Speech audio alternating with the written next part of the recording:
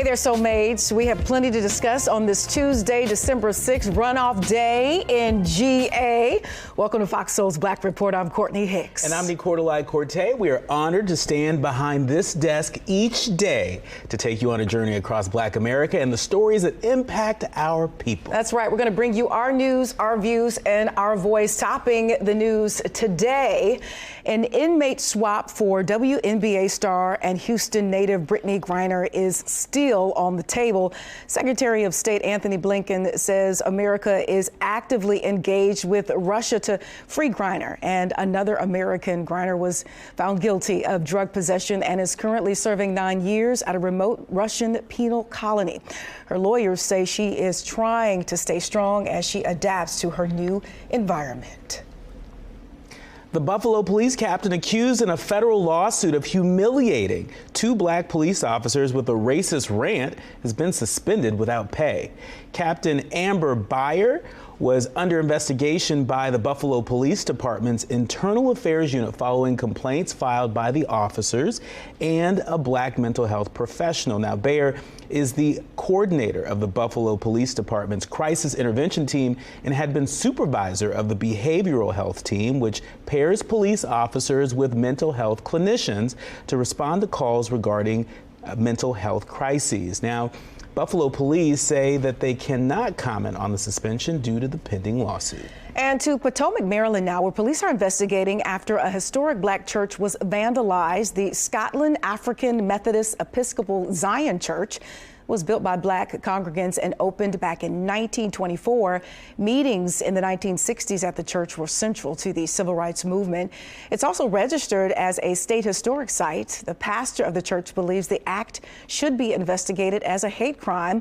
Montgomery County Police say multiple people forced entry into the church, vandalized the church, and left the scene. A $10,000 reward is being offered for any information that leads to an arrest.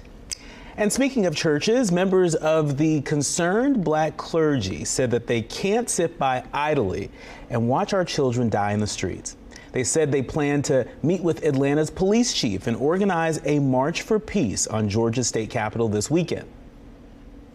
And we're at a moment where we're not pointing fingers. Members of the concerned black clergy insists it is time to act following the murder of 2 youth, Zion Charles and Cameron Jackson, on the 17th Street Bridge near Atlantic Station.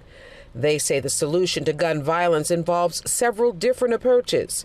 They begin with legislation. You cannot have common sense gun legislation if the governor has given us a constitutional carry law. Say that. That's right. The clergy plans to meet with APD's chief of police Thursday.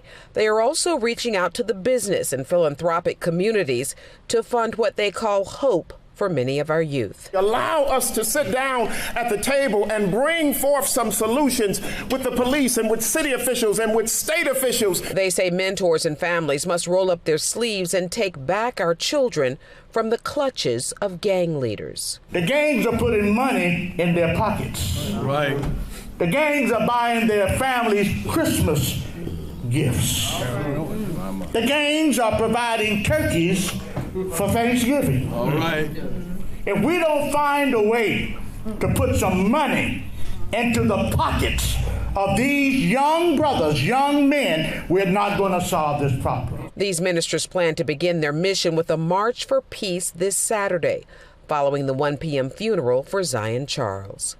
We're marching to the Capitol to protest these idiotic gun laws that the governor and the state legislature of Georgia has thrown on us. Atlanta police are still investigating the shooting and have released surveillance video of at least 2 shooters, but there have not been any arrests quite yet. Activists and advocates for urban education say hiring more black teachers needs to be a nationwide concern. Blake Nathan, founder of Educate Me Foundation, says that If a child is being educated by a same-race teacher, they perform better, both academically and emotionally. He started the organization back in 2014, all aimed at helping Black people become educators. Now, before the pandemic, Black people represented just 7% of teachers in the 2017-2018 school year, with white teachers making up about 79% of the field. The Educate Me Foundation works to mentor and support high school and college students looking to pursue careers in education. A southern Minnesota school district will now help students of color prevent drug use after a board voted this week to dedicate over $1 million to the effort. Initially, a pair of board members had delayed accepting the money last month by arguing that it could discriminate against white students. This week, only one member of the 7-person school board voted against accepting the funding. The department said in a statement that its data, as well as conversations with community members, show that Black, Indigenous, and other communities of color require dedicated efforts to address disparities in access to treatment for addiction. Now, listen, basically, that's what equity is all about.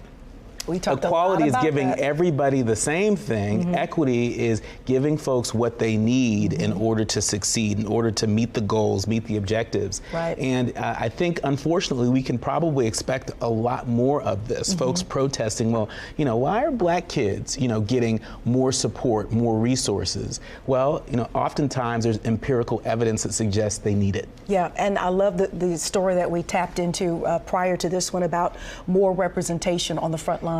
We know that our babies need folks that look like us, teaching us, culturally there are just some differences, being very honest, being very transparent and real. And I've seen viral videos where Black teachers are able to really, again, tap in and really help our young people retain information the way we sort of kind of retain information, whether it be through song, dance, or just another way of teaching. And so I think that is so important. I remember moving to the South and I was just elated by the number of Black male educators in the South. I don't know if that's something that's a little bit more cheered on and pushed, but it was really good to see those numbers. And I do hope that that effort continues nationwide, because we do need more Black teachers as well in regards to what we need in the classroom. That's right. That's right. I mean, that's among all the things that I have a chance to be a part of. That's one of the roles that I value the most, is being an educator in the classroom. I think it's critically important, and the fact that only 7% of educators nationwide are Black. It's a huge gap. There's plenty of opportunity for parity at the very least. And so to all of you out there that are thinking about being teachers or educators, go for it. Yeah, and let's start paying our teachers too. They should be some of the highest paid folks in the country. Amen to that. Okay, now to the latest in the Senate runoff race in Georgia. Can't forget about this. Either way, Democrats will control the Senate, but this seat could give them some breathing room, and it could give Republicans a better chance at countering the White House. Got to get in the game, and we can't sit on the sideline anymore. With time winding down, Republican Herschel Walker making a final play for voters ahead of the polls in Georgia opening today.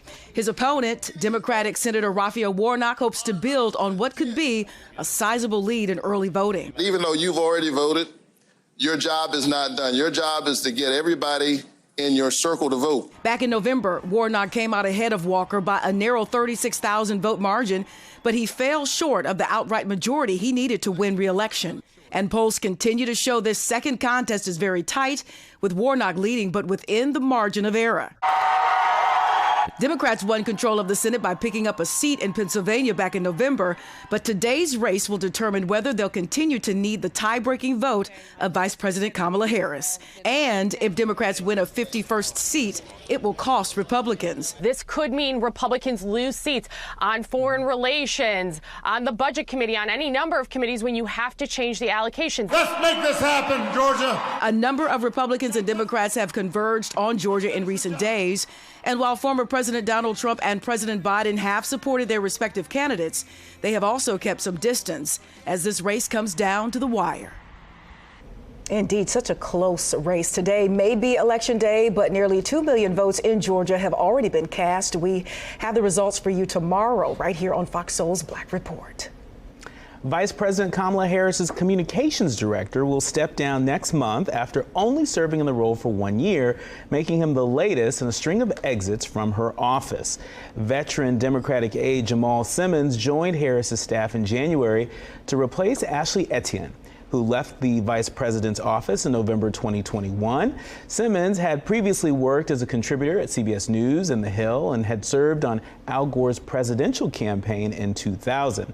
Harris's chief of staff, Lorraine Bowles, said in an email that Simmons' wife accepted a job in New York and their family will move there in the near future.